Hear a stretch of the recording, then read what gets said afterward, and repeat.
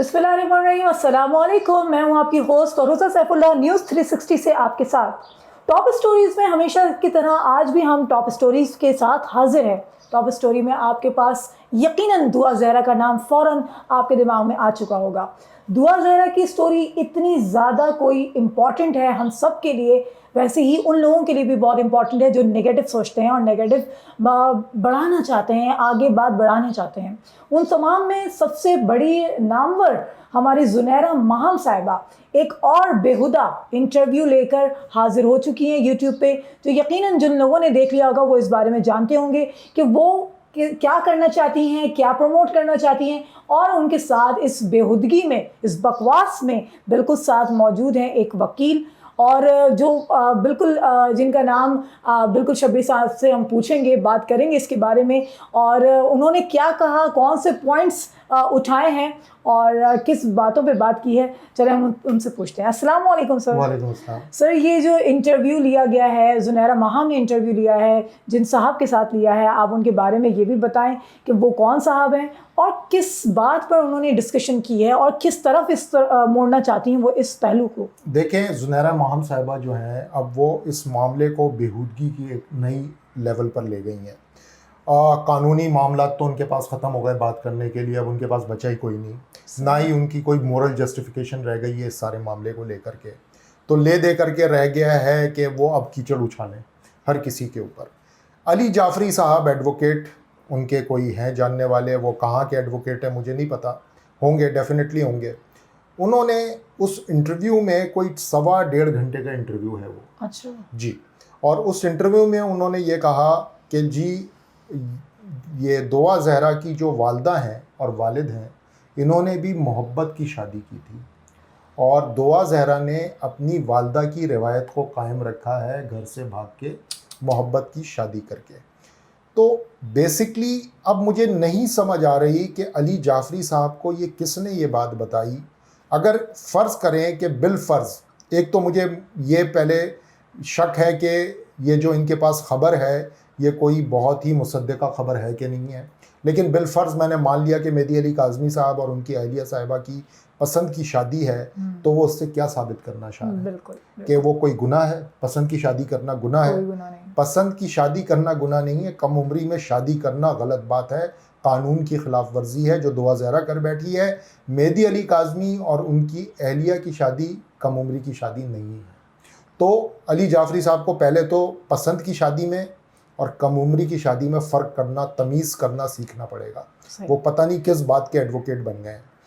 एक अगर सर कानूनी तौर पे बात की जाए तो भी गलत है, और अगर आप इंटेंशंस के साथ खेला गया है तो वो भी गलत है। दोनों चीज़ों से ये गलत दुआ ज़हरा ने स्टेप उठाया। मसला यही है कि ज़ुनैरा माहम साहिबा के पास पहले दिन से कोई भी दलील नहीं है, सही, कोई कानूनी वो नहीं है, नुक्ता नहीं है जिसकी बेस पे वो अपना ये प्रोग्राम आगे चलाएं और जो सारी कॉन्स्पिरेसी है उनकी वो चले आगे।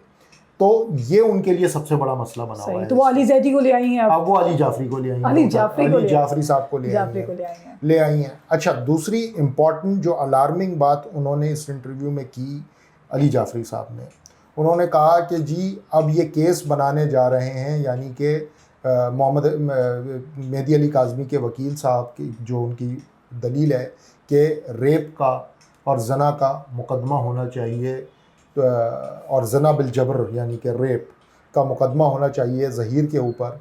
तो उन्होंने कहा, जिब्रान नासिर साहब कह रहे हैं, लेकिन उन्होंने ये कहा अली जाफ़री साहब ने कि पहली बात तो ये जना नहीं है, और क्योंकि निकाह हुआ है, और अगर बिल फ़र्ज़ ये जना है भी तो ये जना बिल रज़ा है, जना बिल जबर नहीं।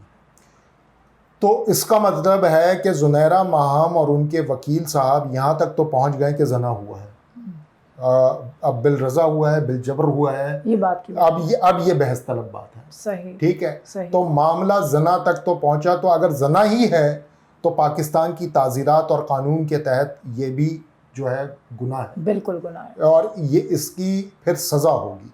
बिल्कुल, अगर बिल रज़ा भी है तो भी सज़ा है। सही, ठीक है, क्योंकि तो उन्होंने इस बात को ओपन करके क्या करने की कोशिश की है? ये जो है ज़ुनैरा माहम साहिबा जो हैं, देखें ज़ुनैरा साहिबा के पास इस शादी को प्रूफ करने के लिए अब कुछ बचा तो है नहीं। बिल्कुल, ان کے پاس ایک ہی چیز بچی ہے لے دے کر کے کہ اب وہ کیچڑ اچھالیں، تو وہ کیچڑ اچھال رہی ہیں۔ اسی انٹرویو میں زنیرہ ماہم نے کہا کہ میں نے کبھی بھی یہ نہیں کہا کہ دعا زہرا جو اپنے گھر سے آئی ہے وہ درست ہوا ہے، اور یہ کہ جی جو شہر چھوڑ کے آنا کوئی درست عمل ہے۔ اب آپ سوچیں کہ کتنے انٹرویوز تو ہم نے ان کے کور کر لیے ہیں، ان پہ شوز کر لیے ہیں۔ انہوں نے تو پہلا انٹرویو جو کیا دعا زہرا اور ظہیر کا، وہ شربت وربت رکھ کر کے، تھپکی لگا کر کے، تو وہ جو تھا وہ کیا حوصلہ افزائی نہیں تھی اس کے گھر سے بھاگ کے آ کے نکاح کرنے کی؟ بالکل تھی سر، بالکل تھی۔ اب وہ پہلو اب ان کو چاہ رہی ہیں وہ کسی طرح اپنے آپ کو دکھا دیں کہ یہ صحیح ہوا ہے، اب اس کے لیے وہ ناکام کوششیں کر رہی ہیں، غلط پہلو اٹھا رہی ہیں تاکہ یہ بات آگے بڑھ سکے اور اس کو اینڈ یہ کیا جا سکے کہ بالکل صحیح کہہ رہی تھی میں یا سچ کر رہی تھی۔ دیکھیں اب یہ ان کو پتہ ہے کہ اب یہ عید کی چھٹیاں گزریں گی، اس کے بعد 20 تاریخ کو جو ہے وہ سیشن کورٹ کے اندر، 21 تاریخ کو سندھ کورٹ کے اندر دونوں جگہ سماعت ہوگی، اور جب دونوں جگہ سماعت ہوگی تو پولیس والے سے جو انویسٹیگیشن آفیسر ہے اس سے عدالت پوچھے گی، شوکت شاہانی صاحب سے، کہ بھائی آپ نے کیا چارج فریم کیا، میڈیکل رپورٹ تو آپ کو مل گئی ہوگی، اب آپ نے اتنے دنوں کے بعد پڑھ بھی لی ہوگی، 10-12 دن میں یقیناً آپ نے پڑھ لی ہوگی، تو آپ کیا چارج فریم کرنے جا رہے ہیں اس کے اوپر؟ تو ان کے لیے مسئلہ یہ بن رہا ہے زنیرہ کے لیے کہ قانونی نقطہ تو اب کوئی بچا نہیں صحیح۔ اب کیونکہ ان کو صاف صاف نظر آ رہا ہے کہ یہ کیس اب عدالت میں جائے گا، عدالت میں چارج فریم ہوگا، اور اس میں ریپ کا، سیکشول آفنس کا، سارے کڈنیپنگ کا، یہ سارے مقدمات بنیں گے تو اب وہ زنا بالجبر اور زنا بالرضا پہ لے کر کے آ گئے ہیں، لیکن زنا تو ہے، یہ اب بات سمجھ میں آ گئی۔